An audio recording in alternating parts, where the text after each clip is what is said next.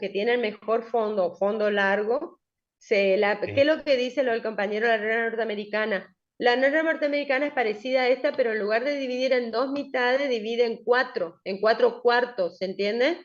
Toda la largo, el fondo de la propiedad, toda la propiedad, en cuatro partes iguales, en cuatro cuartos.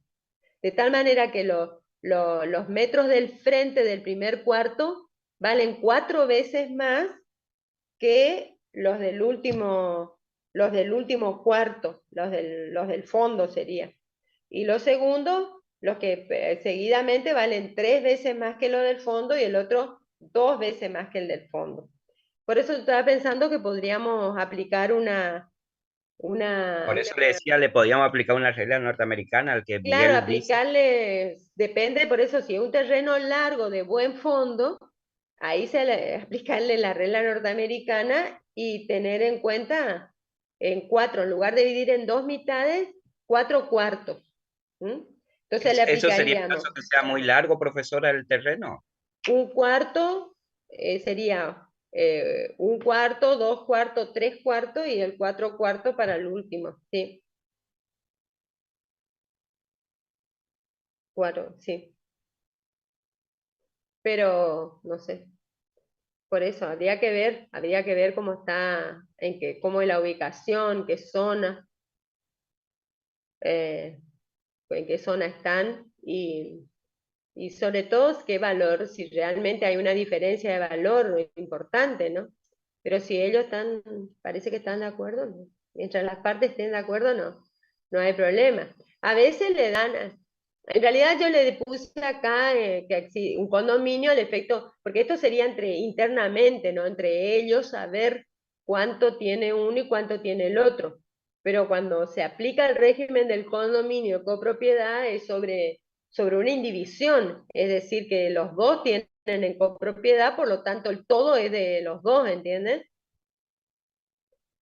¿Entienden? Es solamente al efecto de saber, llegado el momento, con qué patrimonio cuenta uno y con qué patrimonio cuenta otro, pero en cuanto a la titularidad, porque yo le puse son condómino, entonces es sobre el todo, es de los dos. El de los dos se dividen al efecto de, bueno, yo voy a construir acá, vos vas a construir acá, vos podés hacer lo que vos quieras, pero la propiedad en cuanto como titularidad es bajo el régimen de la copropiedad, es decir, del condominio, ¿sí? Como está en el código unificado, en el código civil. Y entonces los Al dos son ser los que todo tienen dueño. que, los dos son los que tienen, llegado el momento, decidir que van a, como se dice, impositivamente también está considerado, reconocido el condominio, ¿no? Aparte, es diferente acá, si son condóminos, hasta el fisco los considera, o sea, en realidad no sé cómo estará ahora, pero el fisco tenía problema para determinar qué tratamiento muchas veces dar al condominio, pero este, los impone como tal, como condóminos, ¿no? No es que cada uno va a tributar por una parte y yo tributo por el otro, sino es la propiedad en condominio, en copropiedad. Pero bueno, es al efecto de conocer ellos, ya saber qué y bueno, y qué puedo hacer yo, dónde puedo construir y dónde no, ¿sí? Pero bueno, si los hermanos estos tres están de acuerdo, no hay, para ellos no hay problema, si no tienen problema, yo aplicaría la distributiva o alguna regla distributiva. Por supuesto que venga el tercero, porque el tercero ahí se perjudicaría y bueno, este, pero bueno, si los hermanos le están reconociendo el mismo valor, no hay problema. Bueno,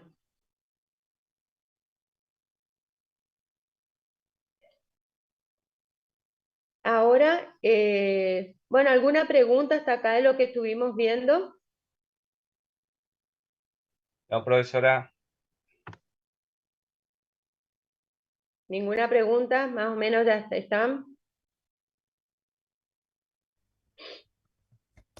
Hola, profe. ¿Está? ¿Eh?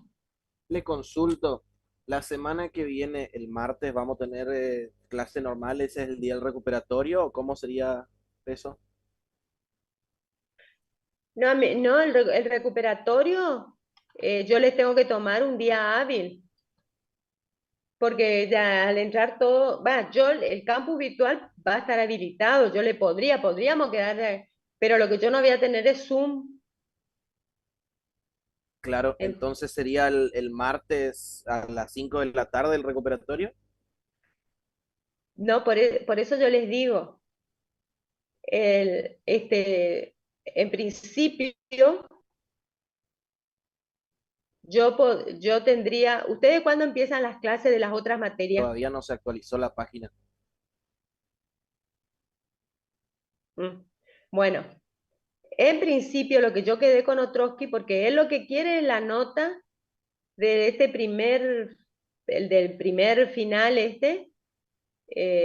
ese mismo viernes, antes de las 8, a las 8 más tardar. Entonces, hasta ahí. Y el recuperatorio me dijo, ¿y cuándo me va a mandar el recuperatorio? Y yo le dije, el recuperatorio le tomaría el primer día hábil después de las vacaciones. Ah, bueno, me dijo. Pero ahí Profe, nomás, más seguramente de... que le pide el tema de las notas por el hecho de que a nosotros ya nos tienen que habilitar práctica, ni bien volvemos de las vacaciones. Seguramente que es por eso. Ah, ¿y ustedes se inscriben para todas esas materias? ¿Se van No inscribiendo nos cada... habilita automáticamente, bueno, por lo menos siempre fue así, nos habilita automáticamente el sistema. Creo que a la mayoría de los que empezamos juntos nos queda solamente práctica. Sí, a medida que uno va rindiendo y va probando, automáticamente lo va habilitando para la... Exacto, así como dice el compañero. para la otra? Y empezarían ni después de las vacaciones, no sé, creo que el 29 de julio, algo así. Sí, algo El así 9 de es. julio es lunes, sería el 30 de julio, doctora, profesora. Claro, por eso, mire, o si no, yo el miércoles, cualquier cambio, si él me dice no, tiene que tomar en las vacaciones, antes que termine las vacaciones, y bueno, eh, tendré que habilitarle el recuperatorio en las vacaciones, pero, pero depende de lo que él, si él me da la posibilidad que ese martes puedan rendir ustedes los que van a recuperatorio, yo les voy a pedir, o el lunes, o el lunes, aunque sea a la tarde, o martes, no sé si ustedes tienen otra, ¿y todas ya terminaron, ya rindieron todas las materias? Vamos a salir bien, profesora, todos, no se preocupen. No les quedó ningún examen para después de las vacaciones? La No, única profe. No, duda, profe, esta No, última, profe, todavía venimos La bien. última por materia ahora esta nos es, profe. sentimos bien. Yo tengo el examen de real y registrable mañana, profesora, o no sé si el profesor mañana va a anunciar cuándo va a tomar. Y no Ah, sé si ya no es mañana miércoles, tal vez será la semana que viene, pero si son las vacaciones de la facultad, va a ser para el 31 dentro de 3 semanas. Desconozco. sí, no, 2 semanas nomás, el La 20 carrera, 29. la carrera de martillero, esta es la última materia, profe. Después nos queda práctica. sí, así es. Práctica. ¿Y ética o ética está con práctica ahora? Ya dimos ética.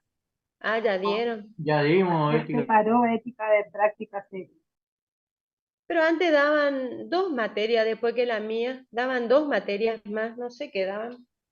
A nosotros, Sí, ya bueno, sacamos todo, Ahora profesora. nos queda práctica, quizás ¿no, ya profe? sacamos Es todo, la solo nos última queda materia. práctica. Ah, Profe, la materia se modificaron porque antes había remate uno, remate 2, subasta uno, subasta 2 y se hicieron todo en una. Se agregó agronegocios también que no había antes. sí, pero agronegocios siempre dan conmigo, es decir, No, están... no, negocio inmobiliario, profe.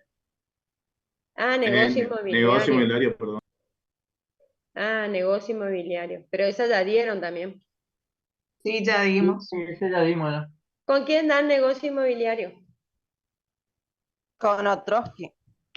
Ah, con el doctor. Y bueno, el miércoles cuando le pase la nota, digo, le pase el ID, a la compañera le voy a decir también cualquier cosa si el recuperatorio va a ser durante las vacaciones o si va a ser el primer martes después de las vacaciones. Eso me va a decir Otrowski, porque si él quiere las notas antes, me voy a tener que tomarle antes. Profe, disculpe que le pregunte, pero Sí. la semana que viene, del 15 hasta el viernes 26, ¿son las vacaciones, 2 semanas de la facultad? Sí, sí, son 2 semanas. Ah, ok. Gracias, doctora. Yo Sí, tal el vez problema es desconocía esto. que el problema es que yo no, en las vacaciones no es el campus virtual, porque el campus virtual lo manejo yo y manejan ustedes. Ustedes pueden ingresar, sean vacaciones o no, si no es el Zoom y las notas, por más que se los mande a Otrowski, yo sé que ella me dijo que no me va a contestar, no me va a responder. Así que yo no tengo problema, yo Profe, y sí o sí mando. tenemos que estar conectados al Zoom en el caso de que por ahí sea durante las vacaciones el recuperatorio, digamos. Y claro, yo le puedo, el examen se lo puedo igual subir y que trabajen ustedes en el campus virtual, porque yo ingreso al campus virtual y yo sé que ustedes están, quiénes están y quiénes no están, Claro. porque el campus a mí me dice, me indica qué alumnos están rindiendo, en qué tiempo entran, en qué tiempo salen, todo me indica a mí el programa del campus virtual. Lo que yo no voy a tener es una comunicación así como tengo ahora, Claro. ¿entiendes? En Zoom, porque el Zoom es lo que me tiene que habilitar y no va a estar nadie para habilitármelo, porque el Zoom del viernes, por ejemplo, tiene que estar él porque a mí me piden un código y el código me lo tiene que pasar o lo tiene que ingresar directamente Otrowski cuando es un Zoom nuevo. Y esos códigos lo hacen ellos, los generan, entran a la máquina y lo generan y me lo pasan para que yo pueda poner por primera vez. Entonces, no voy a Entiendo. tener a nadie que me ayude con el Profe, Zoom si pasa anteriormente eso. tuvimos materia que nosotros dimos todo, hicimos todo el desarrollo y después cuando rendimos directamente por aula nomás, sin hacer falta entrar al Zoom, ¿vio? Igual que Claro, eso era lo el que yo quería recuperatorio plantear. también. En el ¿Sí? recuperatorio dijeron, bueno, póngale hoy martes Sí, el examen sí, y el que recupera el martes que viene, entra directamente al aula virtual y recupera ahí sin necesidad de entrar al sí. Zoom. Así hacíamos. Total, la nota lo tiraba automáticamente el aula una vez que uno cerraba terminaba de. Sí, no, ya sé, sí, sé que puedo hacerlo y que lo hacen. Lo que pasa es que yo prefiero no hacerlo, independientemente que si lo tengo que hacer, lo hago, porque si no tengo otro tiempo, lo voy a hacer. Pero ¿por qué no? ¿Por qué prefiero siempre estar yo en conexión? Porque a través del Zoom, cualquier cosa ustedes se pueden comunicar conmigo. En cambio, si están en el campus, no se pueden comunicar y Dios no quiera que esté todo bien y que no falle nada del campus virtual ni falle, pero pensando en la tecnología nomás y problemas que puedan tener ustedes nada más. Pero sí, si él me dice, yo tomo el martes que viene, no hay problema, le subo y que esté el recuperatorio a la hora, a cierta hora le voy a poner y listo, pero por eso ese día le voy a responder. Listo, profe. Más tardar el día del examen le voy a responder cuándo va a ser el recuperatorio y a qué hora. Si Está, puede profe. ser, si puede ser la semana y si él me dice no, tiene que tomar y bueno, tomo la semana que viene, no hay problema. Total, yo voy a estar acá seguro, no me muevo para ningún lado, voy a andar por acá nomás. Bueno, con respecto, ahora entonces vamos a dar este tema, un ratito, aunque sea dar en general, el, el tema sobre el inmueble rural. El inmueble rural, para justamente tasar el inmueble rural, no nos sirve las tablas, la metodología que utilizamos para el urbano. ¿Por qué? Porque tienen condiciones, tiene característica un fundo, es decir, el inmueble rural, con respecto al urbano que está destinado principalmente a las necesidades de los ciudadanos, es decir, en ciudad o en zonas cercanas, aledañas a las ciudades, como ser la vivienda, la residencia, el comercio, la industria, la actividad comercial, ¿no? La guía industrial. En cambio, con respecto a los inmuebles rurales, el fondo justamente es una unidad productiva, que es capaz de producir, justamente de generar producción en cantidad y en calidad. Es decir, que tiene que tener, por lo tanto, una capacidad diferente, y una condición y calidad diferente con respecto al inmueble urbano, porque tiene que tener esa capacidad de generar, de producir productos y frutos en cantidad y en calidad, ¿sí? Como esa unidad productiva. Entonces, con respecto a este tema, hay que tener en cuenta otros tipos de factores. ¿Vieron cómo analizamos con respecto a los urbanos, al inmueble urbano, analizamos, es decir, desde el punto de vista ciertos factores de aspectos económicos, desde el aspecto, es decir, económico del mercado mismo, cómo está, cómo es la situación, después el aspecto jurídico y también el aspecto social. En este caso, hay factores geopolíticos, factores técnico-agropecuarios, técnicos agrícolas, y factores sociales también, económicos y sociales a considerar. Lo geopolítico, ¿qué significa? Tiene que ver un poco con la ubicación, es decir, en qué región.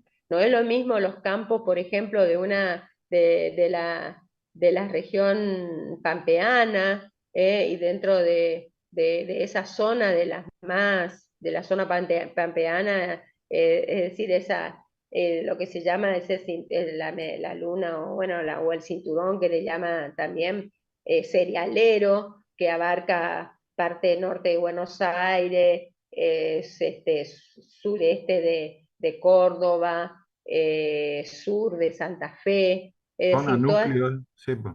¿Cómo? La zona núcleo sería. Claro, la zona núcleo, que también le llaman. Entonces esa no es lo mismo ahí que el norte o el norte, Campos del Norte, el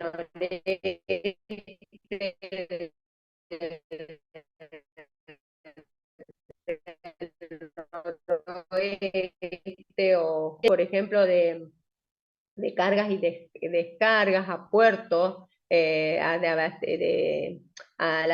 terminales, a estaciones ferroviarias, porque que es importante. La proximidad, qué tipo de, por ejemplo, rutas, a qué tipo de rutas nacionales, rutas provinciales. Después también, que tiene que ver para el abastecimiento, que es lo que necesita, y la logística, ¿no? Luego de esos productos, en lo que hace a la productividad, dependiendo del tipo de campo. Entonces, del tipo de inmueble. Entonces, esos son factores más, los de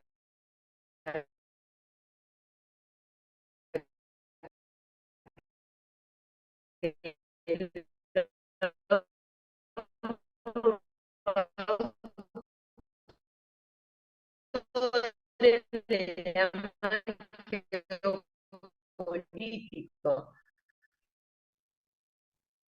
o locales, ¿no? Para promocionar ese tipo de actividades.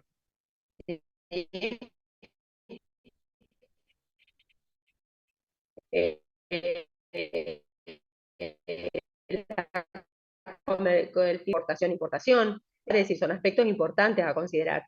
Y después más lo técnico, agropecuario, que tiene que ver con la naturaleza propia de la actividad que se va a explotar en ese tipo en ese terreno, es decir, en esa tierra, ¿no es cierto?, en la tierra rural, el tipo de actividad que se va a explotar, ¿sí? Por eso tiene que ver, hacia lo técnico, agropecuario, por ahí se tiene en cuenta que depende de qué, depende del clima, depende de los factores de cómo influye ese clima en cuanto a la erosión, en cuanto a la degradación, depende de las, por ejemplo, de la posibilidad o no de las aguas, o de las aguadas superficiales, si son subterráneas, de los tipos de suelo, tener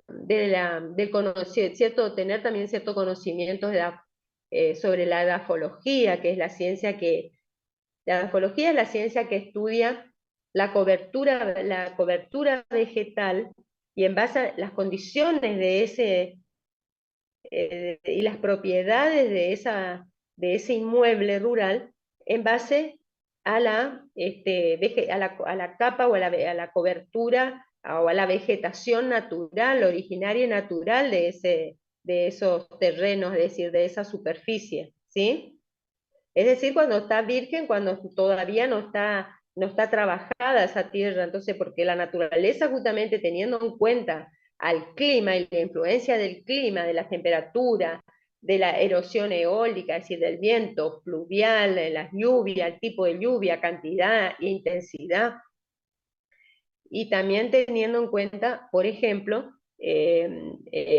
otro tipo de erosión que puede ser del mar o fluvial, es decir, o del río, de aguas que corran. Entonces, ¿cómo degrada o qué tipo de erosión, en qué porcentaje, con qué intensidad degradan?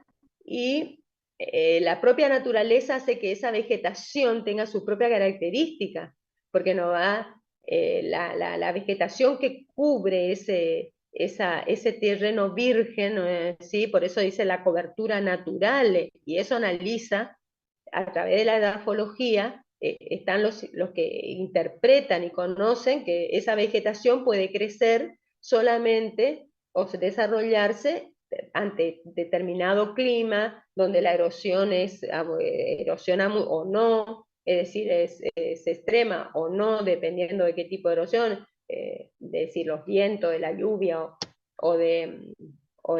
del agua. Disculpe, ¿cómo se llama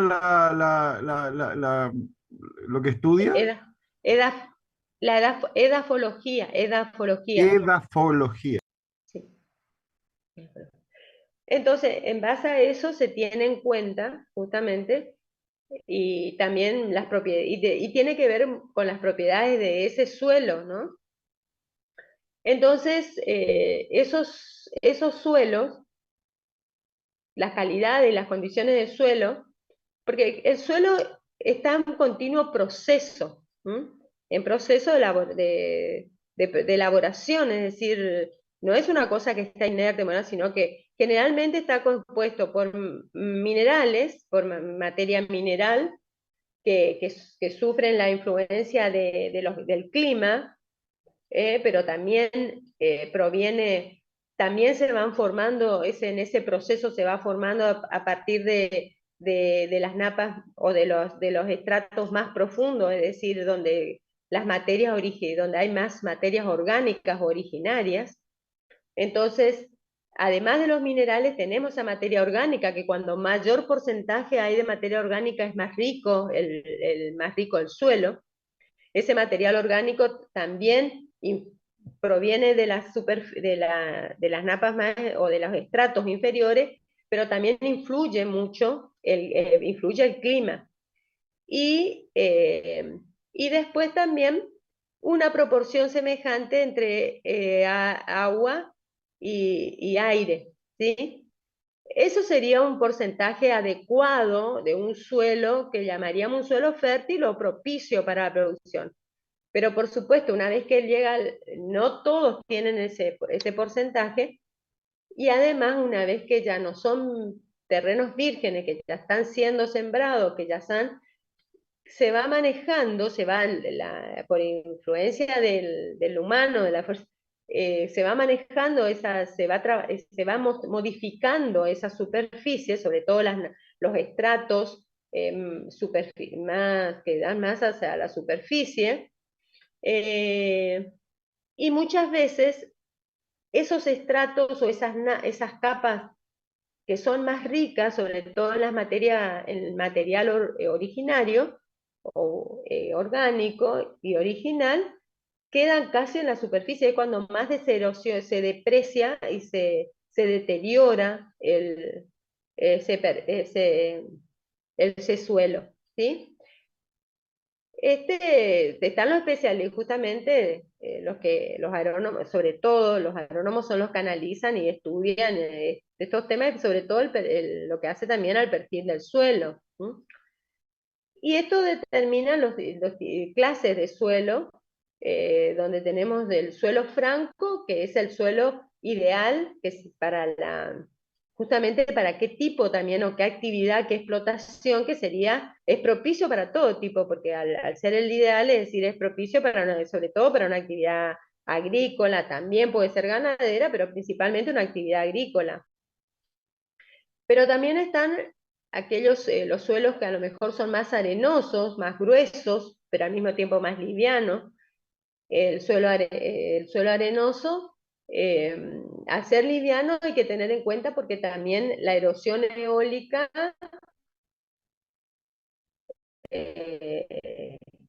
lo modifica, o sea, generalmente sirven para, por ejemplo, para una explotación forestal. Los suelos arenosos son los mejores para una explotación determinada, es decir, forestación, para forestal.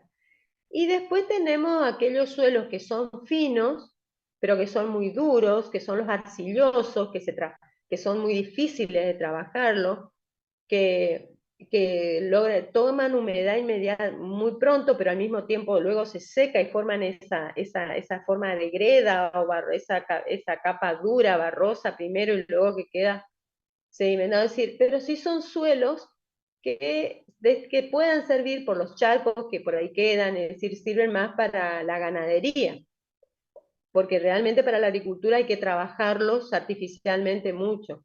Entonces son más bien solo dedicados al ganado, para la explotación ganadera. Ahora no significa que sea exclusivamente para uno o para otro, sino son los propicios dependiendo de la calidad del suelo y del tipo de suelo, para qué son propicios. Ahora, por supuesto, están los especialistas, es decir, hay ideas que uno tiene, pero están los especialistas en esto, cualquier profesional con lo que uno muchas veces, y además todo está determinado.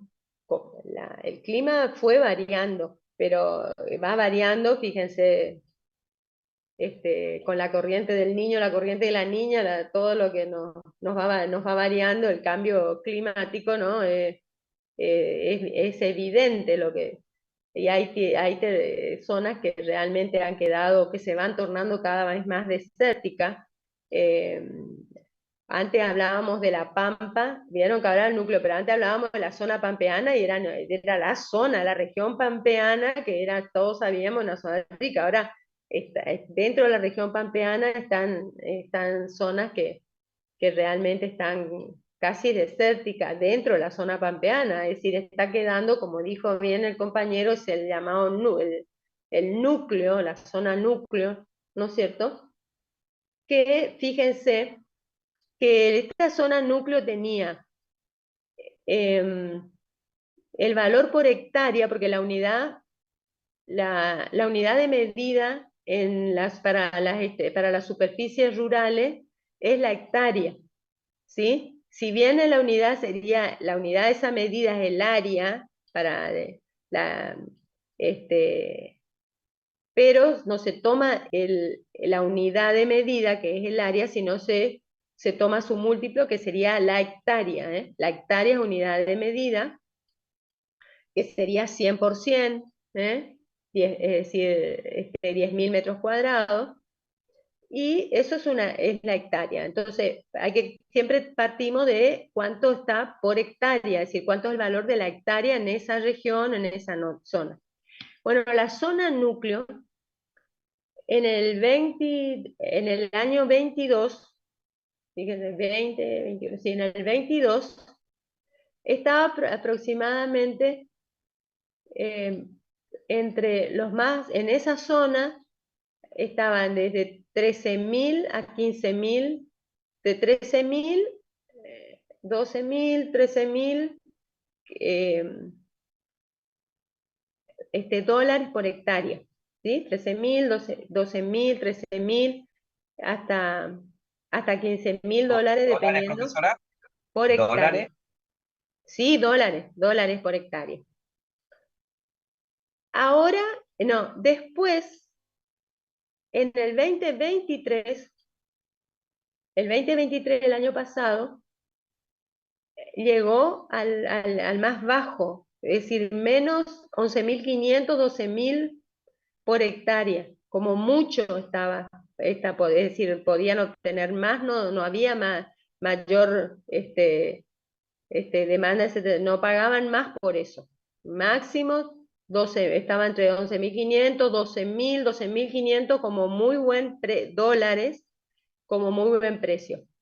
Y ahora, a partir de 2024, este cuatrimestre, este fin del cuatrimestre, repuntó y están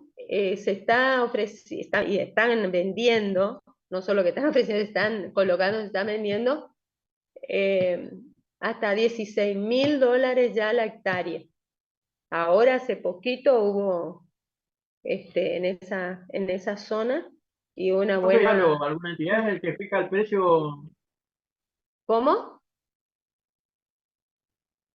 Luna, no le entendí lo que me preguntó. La No, le fijación del preguntaba si precio, hay dice. alguna entidad o alguien el que fija el monto de la hectárea.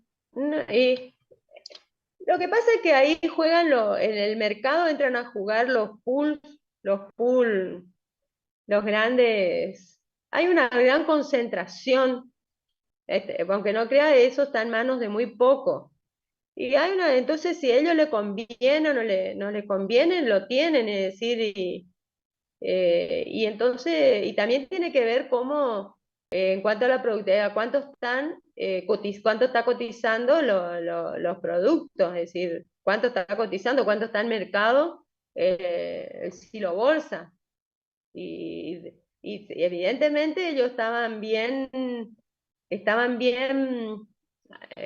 forrados, por decirlo así, porque fíjense que no están liquidando, no logran que liquiden. Esas son, bien, ustedes no sé si ven las noticias cómo se quejan de que no liquidan. Caputo está pidiendo y Caputo está esperando que liquiden. Y esos son los que no liquidan. Y son eso, lo de la zona núcleo, que los tienen, están los silos bolsa.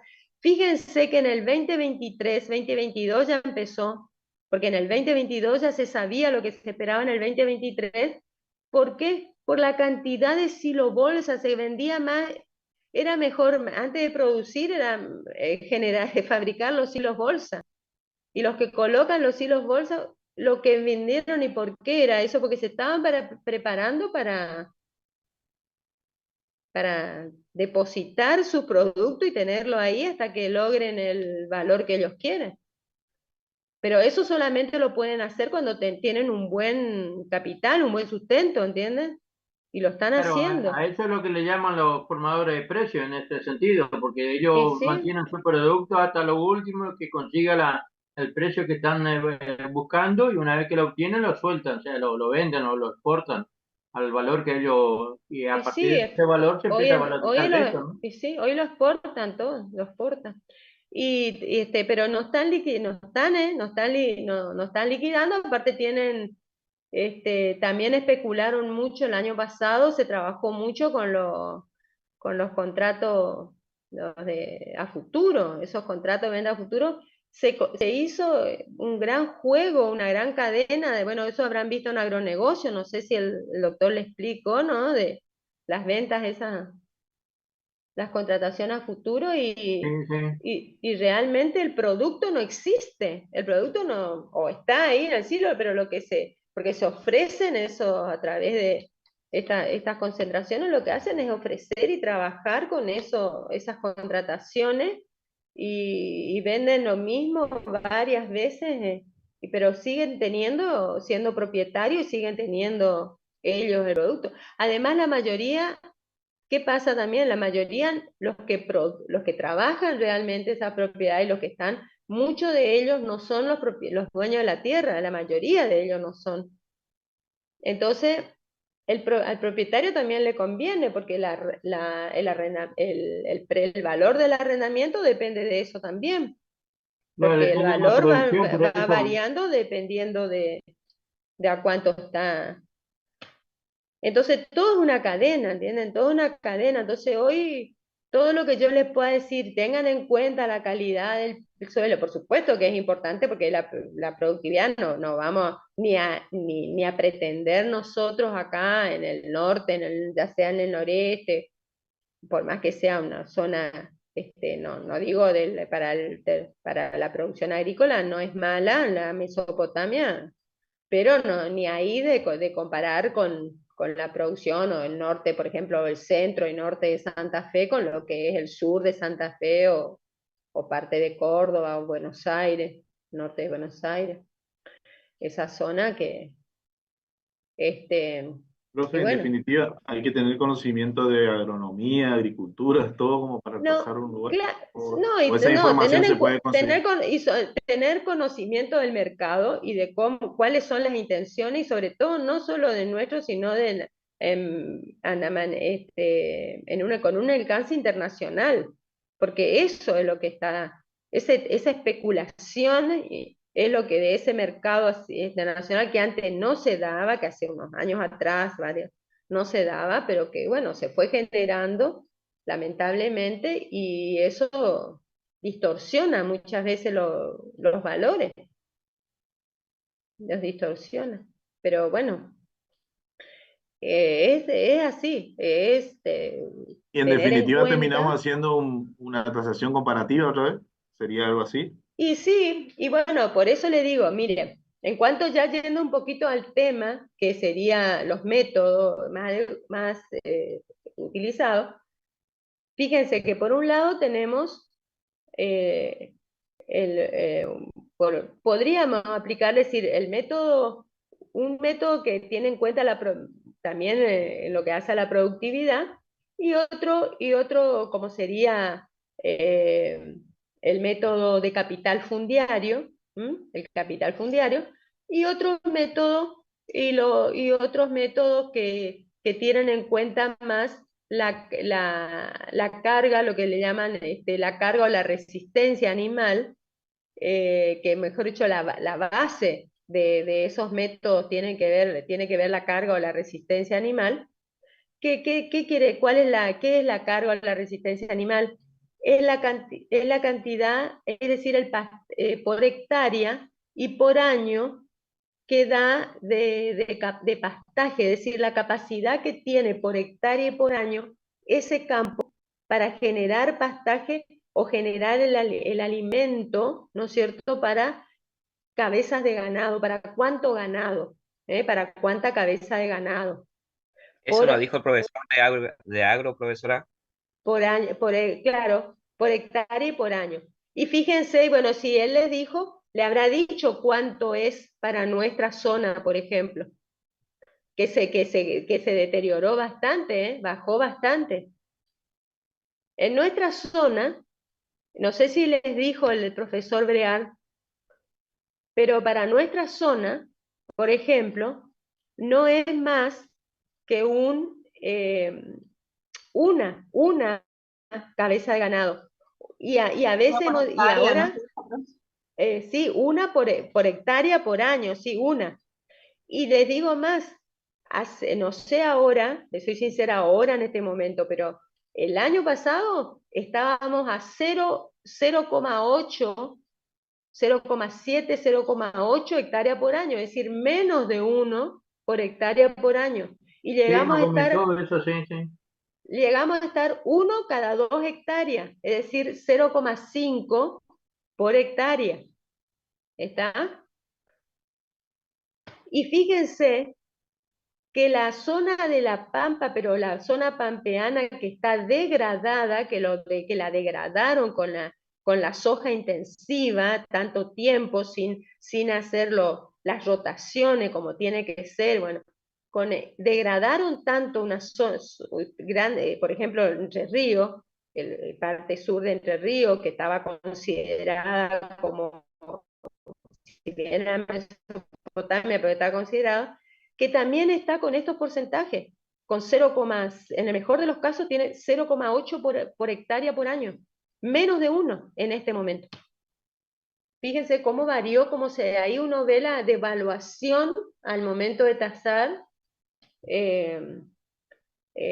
lamentablemente por la de los cambios climáticos y la degradación de la tierra, del campo, de la producción, de su capacidad en calidad y en cantidad de producir esa tierra, ese fundo. Ahora, y bueno, ¿y cómo se aplica? Se multiplica, pero ahí igual tienen que, a través de un comparativo, tienen que averiguar cuánto aproximadamente está en esa zona por hectárea en los campos, porque se multiplica el valor de la hectárea por el valor, por la carga animal, 1 o 0,5 o 0,8 o 1, 1, en esa zona, en la zona núcleo, está más, por supuesto, en la zona núcleo, pero no crean que mucho, 1,5, 2 en el mejor de los casos por hectárea por año. Entonces, se multiplica por la carga o resistencia animal, por la superficie total del campo. Pero siempre a través de un comparativo tienen que hallar el valor por hectárea, saber a cuánto están en los campos, y de acuerdo a esas condiciones y características y la productividad, cuánto está ese valor por hectárea de la propiedad. Y se le aplica esa resistencia o carga animal. Y el del capital fundiario, que es un típico método de productividad, tiene en cuenta, por un lado, el terreno, el campo, es decir, la superficie del campo, que en ese caso hay que, también para saber el valor por hectárea, aplicando un método comparativo, determinando a través de un método comparativo a cuánto están las hectáreas aproximadamente de campo semejante o en esa misma zona, y que sean semejantes en cuanto a su producción, ¿no es cierto? O que sean pasibles, que tengan esa capacidad de producir de acuerdo a esos campos, a ese campo a tasar, y tiene en cuenta las mejoras, es decir, lo que se llama el capital productivo, el capital fundiario. Pero es decir, ¿qué se entendería por esas mejoras? No es como algunos autores describen, que van a leerlo ustedes si lo leen, y habla con mejoras, por ejemplo, como mejoras extraordinarias, tiene en cuenta, por ejemplo, el capital invertido en máquinas, en maquinarias rurales, o por ejemplo en el animal para el animal de trabajo, por ejemplo, los caballos que tiene para utilizarlo para el trabajo, o las maquinarias, es decir, cosechadoras, sembradoras, tractores, eso. Eso no tiene nada, eso es aparte. Eso es un acuerdo con el que compra, si se queda con eso, ¿no? Hoy en día generalmente son pocos los que realmente tienen como capital, porque eso esas máquinas constantemente se van actualizando, y por lo tanto y van innovando con la tecnología, cada vez hacen más, es decir, una sola máquina se encarga de hacer todo. Por eso es que en realidad la actividad agrícola y agropecuaria, la actividad del campo, es lo que menos mano de obra necesita, menos trabajo genera, porque está prácticamente hoy, las grandes por supuesto tienen todo tecnología, y hoy en día con una o dos tecnologías suplen todas las necesidades. Así que, y además a su vez, constantemente eso va cambiando. Las máquinas agrícolas hoy se van modernizando, entonces ya nadie adquiere ningún propietario va a adquirir o ningún productor va a tener su propia, no les conviene, sino lo que hace es contratar, terceriza y contrata cuando necesita determinada, y están aquellos que se encargan de tener las máquinas, o si son propietarios y van haciendo, este, trabajando las tierras de otros, es decir, no es que ellos producen, no, ellos no van a, sino que ellos van cumpliendo la tarea, ¿no es cierto? Si hay que cosechar, si hay que sembrar, utilizan las máquinas y es como un alquiler, ¿no? Le prestan el servicio, porque es preferible eso que tener, porque las máquinas hoy, ya les digo, la tecnología va cambiando tanto y constantemente que se vuelven obsoletas, nos conviene tener invertido tanto capital y que luego no va a poder, va a quedar ocioso ahí, entonces, y bueno, entonces, y si tuviera algo de eso de capital, no lo consideran al tasar, por más que los autores dicen, pero en la práctica no se los considera, se los puede tasar, pero como mueble, como maquinarias aparte, y algunas instalaciones aparte, pero es distinto a la tasación del campo, ¿no? No conforman. Es decir, lo que hace a la hacienda, al establecimiento rural, es solamente como mejora se entiende. Por ejemplo, la casa, si tuviera una casa principal o las casas qué sé yo, del capataz, de alguna, porque después no, las propiedades. Lamentablemente hoy que está tan, habrán visto que estamos nosotros acá Corrientes y nuestro interior, nuestro campo está todos los días en las noticias porque lamentablemente por la falta, por la ausencia de Loan, que hasta ahora no se lo encuentra de lo que pasó con este chico. Ustedes ven el estado, los que son, y eso se repite, el estado de esa zona y de esas casas, ¿no? Se repite eso en gran parte de nuestros campos, es así. Así que en el campo, si tuviera una construcción, una casa principal y alguna casa como del encargado, supongamos, y para eso la construcción las mejoras esas mejoras se puede aplicar bien las mismas reglas de si la van a tasar o si le piden tasación de ese tipo de mejora que conforman el campo, a través de la tabla de Rossi-Hede, que es decir, las mejoras, ¿no? De acuerdo a la calidad y de acuerdo al estado de conservación. Después otras mejoras que sí se puede considerar, por ejemplo, es el alambrados perimetrales, si son propios, si son en medianeros, qué tipo de la extensión y qué tipo de alambrado, los corrales pueden ser también como alguna mejora, los bañaderos, los molinos y las fuentes de agua, ya sea para bebedero o para riego, eso sí puede ser considerado como mejora. Y ese tipo de instalaciones se tiene en cuenta el valor a nuevo, el precio actual, ¿no es cierto?, nuevo, y se deprecia teniendo en cuenta como una vida útil de 20 años, como ese tipo de instalación de 20 años, ¿sí?, como máximo. Aplicando una regla 3 simple, que a los 20 años sería un 100% de depreciación total. Entonces, si tuviera 5 años, si tuviera 3 años, lo que depende de eso, o 10 años, ¿cuánto sería la depreciación, ¿no? A los 10 años, a los 3 años, bueno.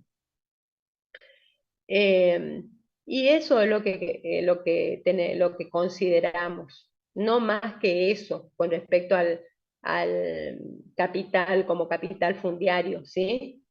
Entonces, esa mejora que generalmente a través que sean tasables, ¿no? Y a través de una construcciones generalmente tradicionales, y después Por ejemplo, en el caso de que supongamos que sea un campo que tenga toda una instalación que se dedica a la ganadería también, y que tengan todas las cabañas, o que tengan dedicadas también a, por ejemplo, que tengan productoras y las lecheras, y que tengan instalado todo el efecto de, de esa producción de láctea, entonces ahí sí, ese sí podría considerarse como mejora, ¿sí?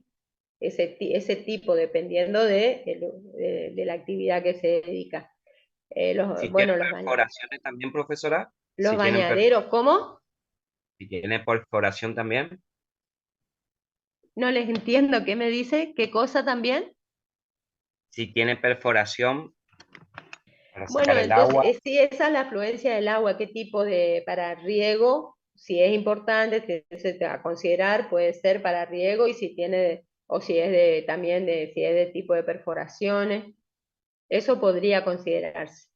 Pero no más de eso, no más de eso como mejora. Por ahí hablan del servicio, también de considerar el servicio de asesoramiento, de no sé qué es. Eso no se tiene nada en cuenta de eso. Porque eso es del propietario, lo tuvo, no lo tuvo, el titular o el que está arrendando, lo que hizo. Eso no hace a la actividad, a la relación, o para determinar para poder tasar. Después se acordarán otros valores, bueno, pero eso es lo más, por ahí traen los autores, pero bueno, pero en la práctica no es, ¿no? No es así. Y bueno, y bueno, lo que sí, lo que sirve para esto, pero por eso ya está más en el valor por hectárea, es, por ejemplo, saber cuánto es las precipitaciones, por ejemplo, qué porcentaje de precipitaciones por año, por época, qué tipo de precipitación, en cuanto a intensidad y en cuanto a periodicidad, y bueno, eh, eso también, eso sí se puede considerar. Hay una que eso lo traen, y también el Tribunal de Tasación tiene entre todos sus anexos, en la página del Tribunal de Tasación está, y los autores lo traen también en sus anexos, eh, una planilla que es pero ese son aspectos sobre todo para conocer, para ir determinando, detallando las características de ese fondo, que es una planilla que le sirve para la tasación justamente inmobiliaria, que es acá los modelos de los distintos modelos de planilla, y entre ellas está subido, ¿eh? Sí, yo le subí una en el campus virtual, las planillas de informe sobre los campos, y yo le subí en el campus virtual, tienen una para ver cuáles son. Entonces, primero la identificación del titular, la identificación del campo, por supuesto, si tiene planos, no, bueno, las hectáreas, si está libre, si tiene ocupantes, la ubicación geográfica, dónde está ubicado específicamente, la proximidad, vieron que lo que le dije hoy, lo geopolítico, localidades, ferrocarriles, rutas provinciales, rutas nacionales, cualquier otro dato de interés sobre la ubicación. Después, la topografía, qué tipo de topografía es, si es llano, si es ondulado. Sobre todo es importante si tiene, por ejemplo, qué tipo de fuentes de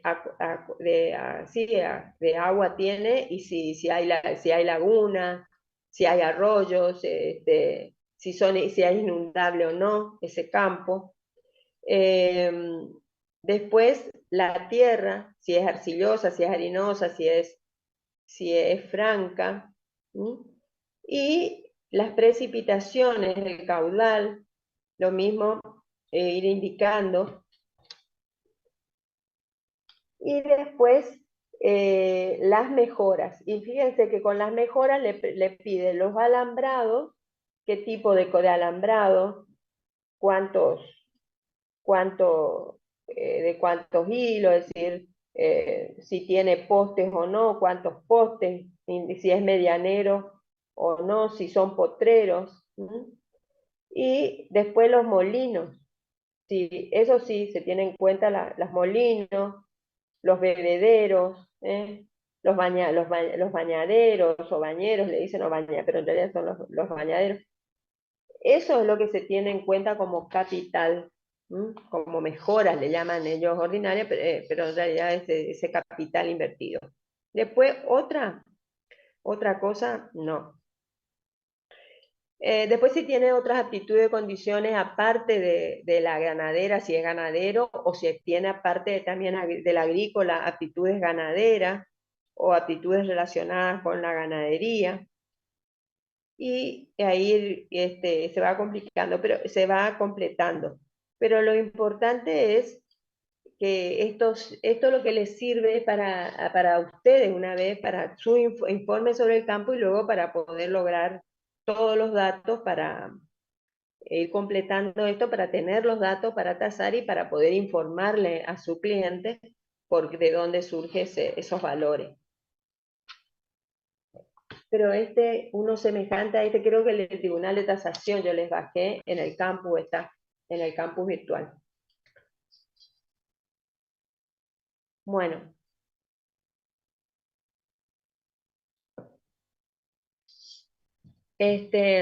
No sé si tienen alguna pregunta, si algo, ya somos menos, cada vez menos, me han dejado sola, no, estamos todavía, 29, 28. Una pregunta rápida nada más. ¿Sí? A esto que usted se refiere, por ejemplo, a si tiene todas las mejoras que tiene, ¿cómo cuantificamos eso en nuestra tasación? ¿Hay algún coeficiente o ¿cómo nosotros le ponemos precio a eso? A este tipo de las mejoras, y bueno, tiene que ver por el tipo, ya le dije, es decir, se aplica teniendo en cuenta que para las cosas muebles, que no, en este caso no es, pero instalaciones, se tiene en cuenta el valor a nuevo, incluido la mano de obra y la instalación. Eso tienen que determinar cuánto es, determinar cuánto es en ese momento esa instalación, cuánto le saldría hacer, por ejemplo, la instalación de esos corrales o del molino o del el bañero, el bañadero, como le llaman, cuánto sale a nuevo y depreciarlo. Toman como vida útil generalmente 20 años. Eso es el máximo. A los 20 años sería el 100% de depreciación. Entonces, si tiene 10 años de antigüedad, sería la mitad. Es decir, aplicar una regla de 3 simple. Por ejemplo, 100%, a los 20 años, 100% de depreciación. A los 5 años, X. Es decir, 5 por 100 sobre 20. ¿Sí? Una regla de 3 simple. Está bien, perfecto. Eso sí había notado. Lo que no tenía, o sea, lo que no entendía era cómo sacaban, pero bueno, ya ahora me quedó claro, gracias. Bueno, es así a través del... Bueno, bueno, tengan en cuenta entonces lo que estuvimos viendo sobre los conceptos, los factores, los conceptos, los métodos, repasen los coeficientes, las aplicaciones de las distintas fórmulas, de las distintas tablas que estuvimos viendo, ¿sí? Tengan en cuenta eso, ¿sí? Yo creo que son por lo menos las herramientas como para que después con la práctica